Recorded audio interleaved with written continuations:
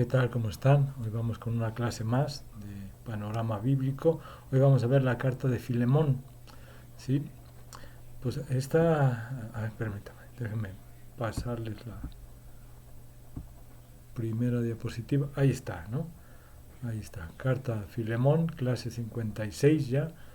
¿Sí? Y me aparezco de nuevo. Ahí está. De acuerdo.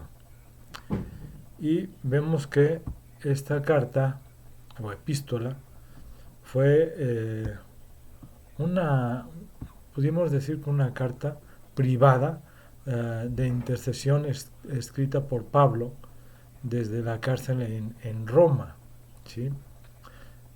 Y fue enviada a Filemón en Colosas. Eso lo podemos ver en Colosenses capítulo 4, versículo del 7 al 9, ¿sí? Eh, la carta a Filemón es la más corta de todas las cartas que Pablo escribió, ¿sí? Y trata sobre la práctica de la esclavitud. La carta sugiere que Pablo estaba en prisión, ¿sí? Al momento que estaba escribiendo esta carta, ¿no? Y Filemón, quien hospedaba a una iglesia en su casa en Colosas, era dueño de un esclavo. Ahora, permítame. Okay, ya. Durante el tiempo del ministerio de Pablo en Éfeso, Filemón probablemente había ido a la ciudad donde él estaba predicando en ese momento y había escuchado a Pablo y se había convertido al cristianismo, ¿no? Entonces el esclavo Onésimo le robó a su amo Filemón y huye a Roma y va a ver a Pablo, aunque muchos dicen que había sido también encarcelado en Roma y que ahí vio a Pablo y se convirtió al cristianismo. Realmente eso no es mencionado, ¿no?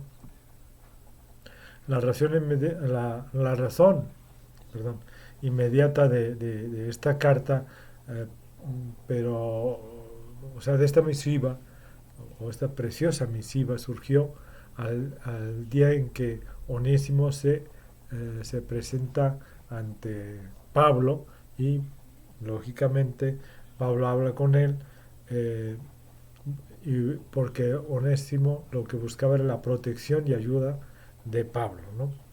La situación de Onésimo era muy comprometida en aquella época, ¿sí? Porque ah, se trataba de un esclavo, o sea, no se trataba de cualquier persona, era un esclavo, ¿sí? Que se había fugado de su casa y en este caso, tanto Filemón, ¿sí? Las, porque le marcaban las leyes de la época que él era un delito el solo hecho de haberse fugado, ¿no?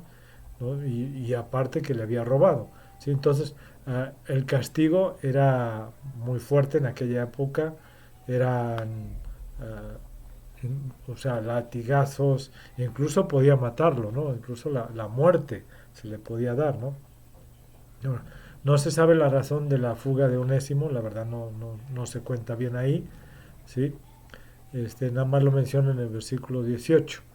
En cambio, se puede suponer que conocía en persona al apóstol. Me imagino que alguna vez lo vio que había ido a casa de Filemón y lo conocía, posiblemente lo había hasta escuchado, ¿no?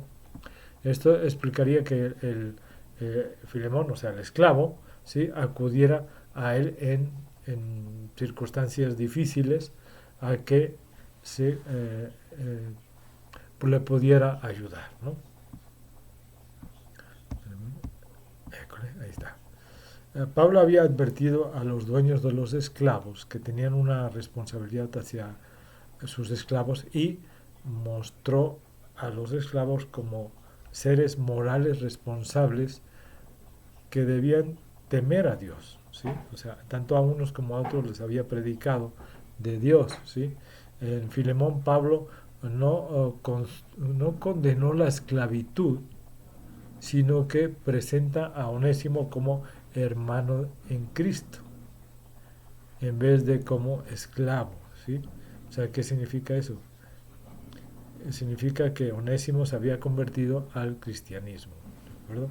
Cuando un amo puede referirse a un esclavo como hermano, el esclavo ha alcanzado una posición en la cual el título legal de esclavo no significa nada, ¿sí?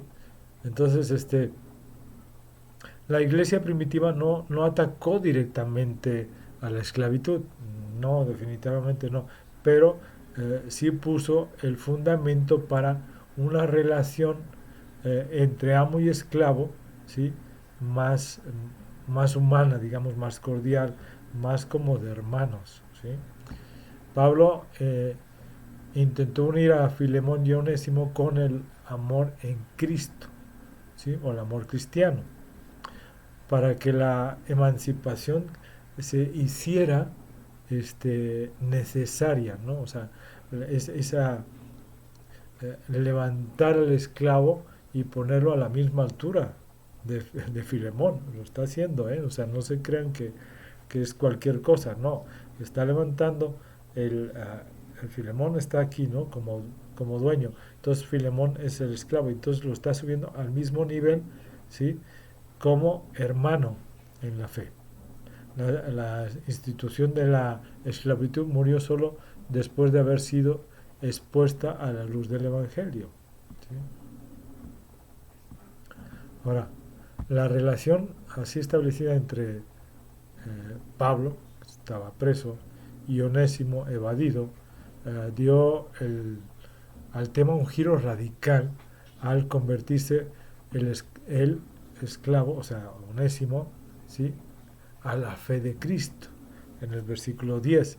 Y Pablo, el que estaba preso en ese momento, tenía ahora que plantear el problema a Filemón desde la perspectiva insólita de que dueño frustrado o molesto, enojado, ¿sí? Del esclavo rebelde que se había escapado, ¿sí?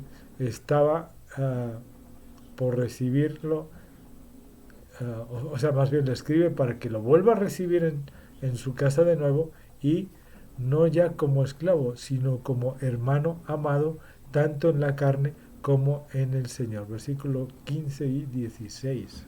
Wow, ¿no? ¿De acuerdo? Entonces, espérenme, ahí está. ¿Sí?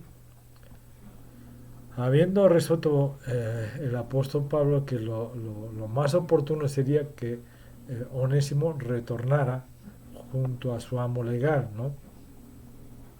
Exhorta entonces a acogerlo, o sea, a Filemón que lo vuelva a recoger y subraya como a mí mismo, o sea, le está casi imponiendo algo, ¿no? O sea, ahí va, pero no lo veas como tu esclavo, sino velo como si me recibieras a mí mismo, ¿sí? Versículos 12 y 17. De esta forma las fuerzas los fuerza, mejor dicho, a reencontrarse y pone a prueba la fe de ambos. ¿Sí? O sea, no es cualquier cosa.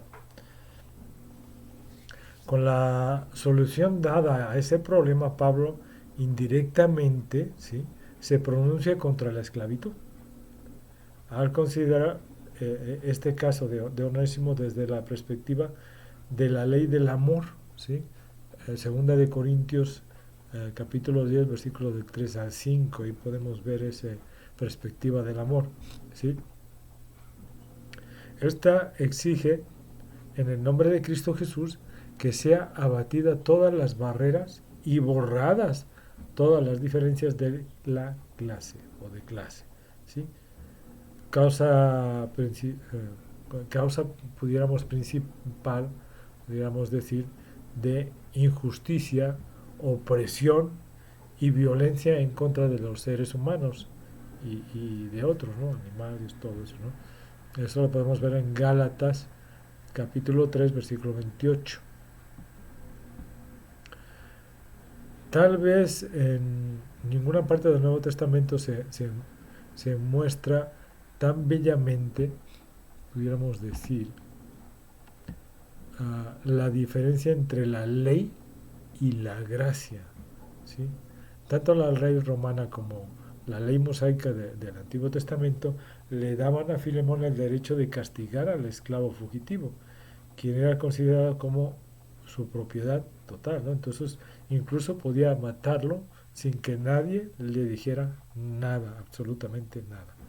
Pero el pacto de la gracia a través del Señor Jesucristo, nuestro Señor, permitió que el amo y el esclavo tuvieran compañerismo en amor sobre bases de igualdad en el cuerpo de Cristo.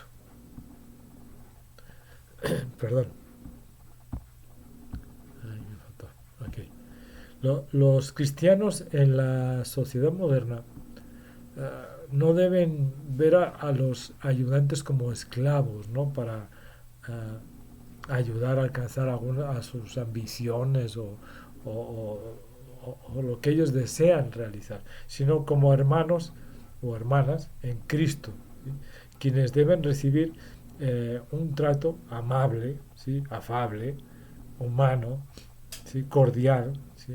Además, todos los líderes cristianos deben reconocer que tendrán que entregar cuentas a Dios, ¿sí? Por su trato hacia los demás, ¿sí?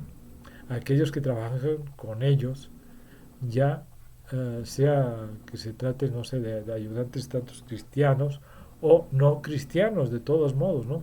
Eventualmente ellos deben responder a Dios por sus acciones. Colosenses 4:1. ¿De acuerdo? Entonces debemos de ser afables, comprensivos, ¿sí? Con los demás, para que nuestras cuentas delante de Dios no sean de malas, ¿no? Sino que sean buenas cuentas. ¿De acuerdo? Que Dios los bendiga, cuídense mucho, los veo la próxima semana. Hasta luego.